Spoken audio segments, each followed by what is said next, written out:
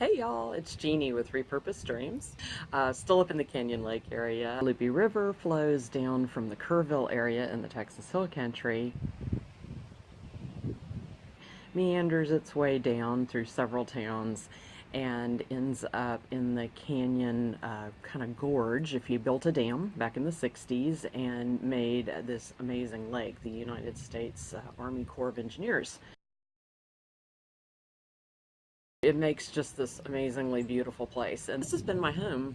It was my home from 1992 until Jerry and I moved to New Braunfels in 2012. I raised my child here and just made friends and served the community and ran my real estate business here, and it truly is my home. I have a special tie to this place because my parents here before me, they lived out the rest of their days in their retirement years, so it holds a special place for me because we launched our YouTube channel and we did our introductory vlog last week. I wanted to tell y'all a little bit about myself. I'll have a one-on-one with Jerry at some point so you can get to know him better too. I'm trying to tell you a little story because it's been almost a year since this happened, and it is the catalyst for moving up the date for us to go full-time RV. It was the Saturday after Thanksgiving, November 26th of 2016. I had just spent the year celebrating my 50th birthday, 1 year of embracing the big 5-0. It was Thanksgiving weekend, and it was really exciting because son had come home from college in Houston, and it was the longest he had been able to come home since he had left. We had a big Thanksgiving with Jerry's family on Thanksgiving Day, and then on Saturday we were all just kind of like weekend after too much turkey and good stuff, and I wasn't feeling really great. I mean, nothing in particular wrong, just was feeling really, kind of out of it and crummy. Jordan had gone to breakfast with a friend of his that was in town from college, and then Jerry was working on a landscape project, so I just kind of worked around the house and was cleaning up, and we kept feeling bad all day long. About lunchtime, Jerry texted me and said, "Hey, can you come over here?" I had forgotten to bring my rakes with me. I was like, sure. So I kind of hung out with him for a while and talked to him and even raked a few leaves, and let's go catch some lunch. And I said, yeah, okay, well, why don't we go home because we have all this leftover Thanksgiving food. And we went home, and that ended up being a pretty critical decision. Ate our food, and it was really good. About 10 minutes after we finished eating, I just got violently ill, vomiting really uncontrollably, and I mean, I just could not stop, and I was just drenched in sweat, cold to the touch, and just having this horrible pain in the middle of my back between my shoulder blades, and I was literally on the floor in excruciating pain. This pain started radiating, and it went up into my jaws and up into my neck, and then it started going down my arms. I am in so much pain, and I was calling out to Jerry, and he finally came in to the bathroom. He said, "What's going on?" To describe to him, what was happening. And when I got to the part that this radiating pain was just going down first my left arm, he said, "Wait a minute, we're going to the emergency room." Jordan had woken up from a nap and came out and said, "Where are y'all going?" And Jerry said, I'm taking Mom to the hospital because she's not feeling well. And Jerry's like, "No, just stay here. We're gonna go over there. As soon as I know something, I'll call you." We were driving, and we were going down the main road that our subdivision is on. I just remember looking over at Jerry, and I just said, "Dear God, don't let me die." And that's the last thing I remember. I woke up about 4.5 hours later, coming out of surgery, and I was on a ventilator, life support, and had no clue what had happened to me.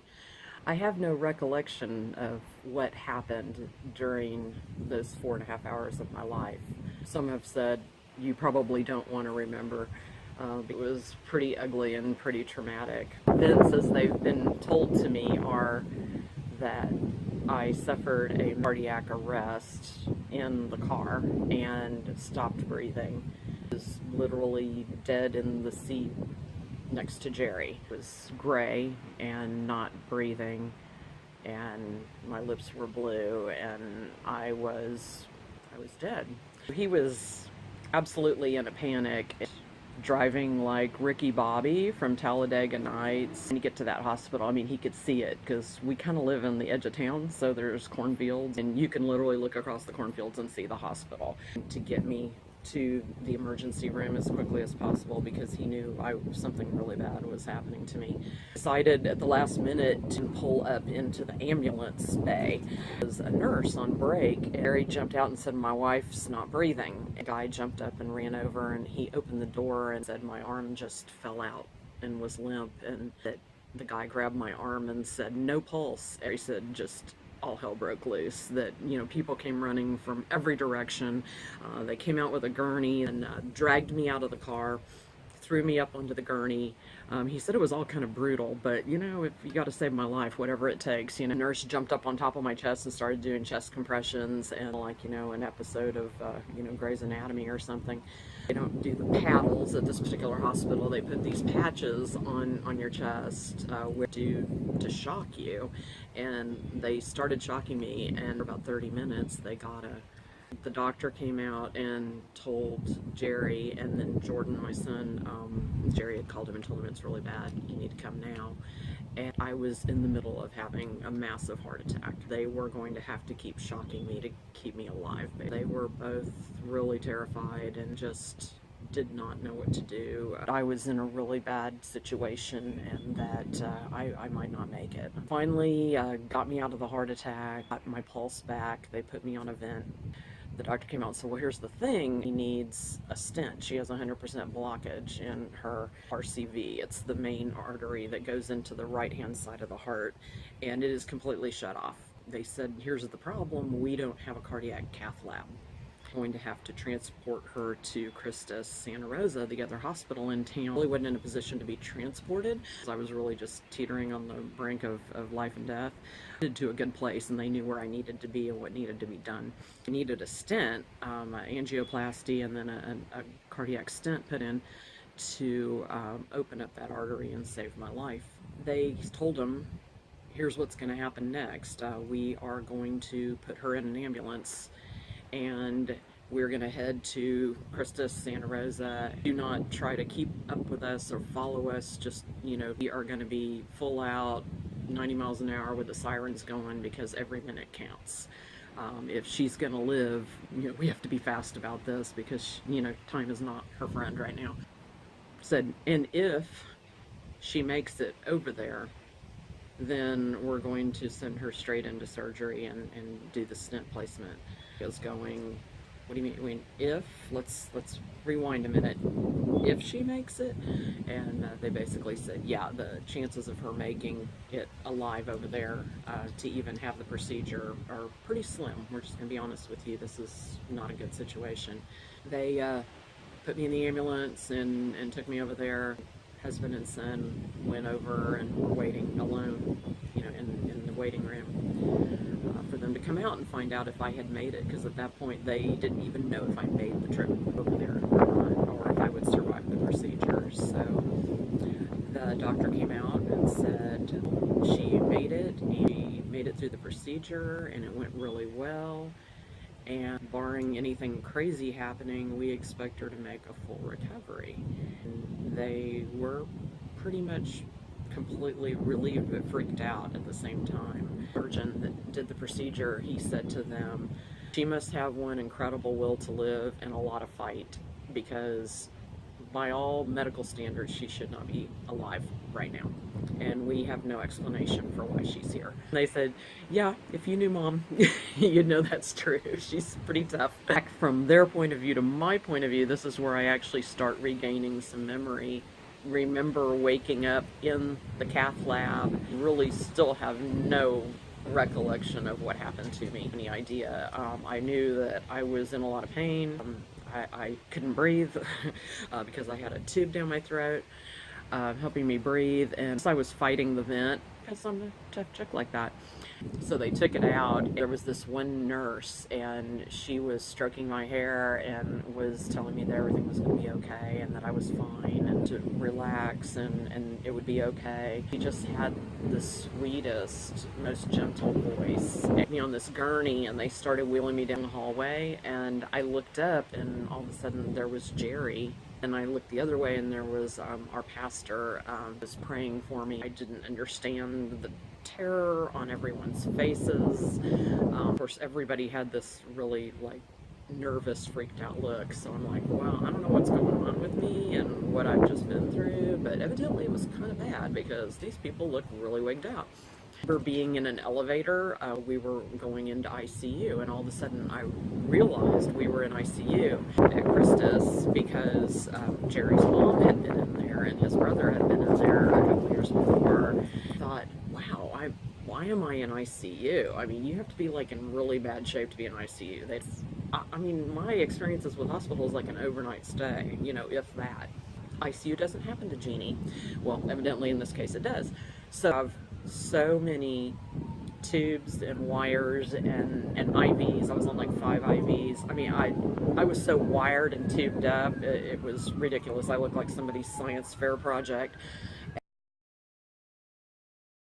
So I remember they took me in there and they were, you know, hooking me up to everything. The curtain closed, and at the very end of the curtain there was see-through. You could see the window, and I looked down there and see Jordan's face.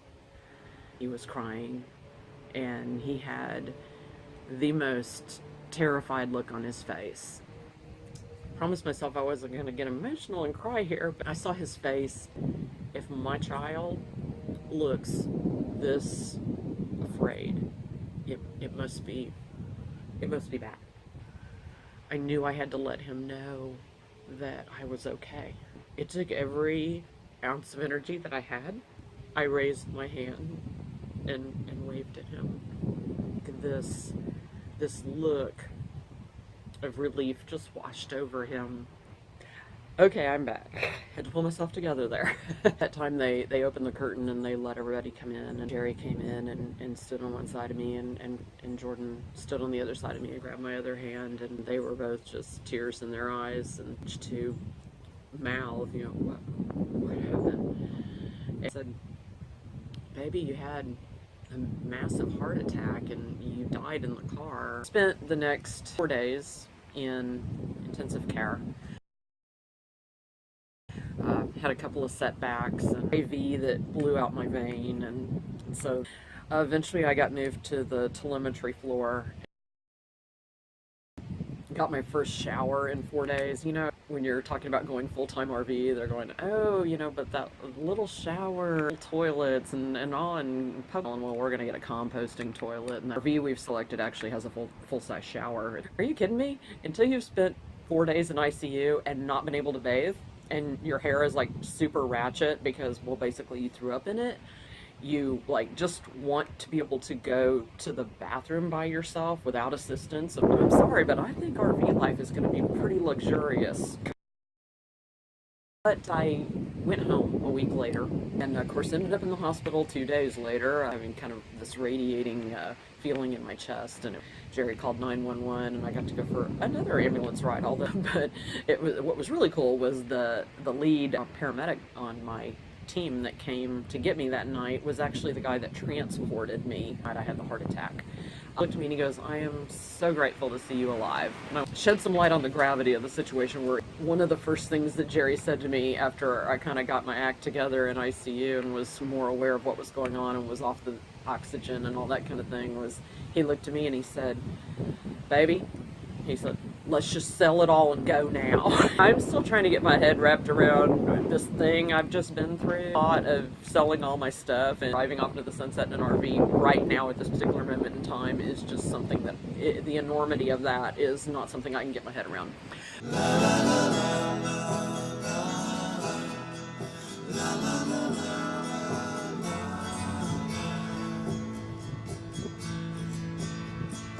Over the hills and far from one, she's waiting for love to be realized.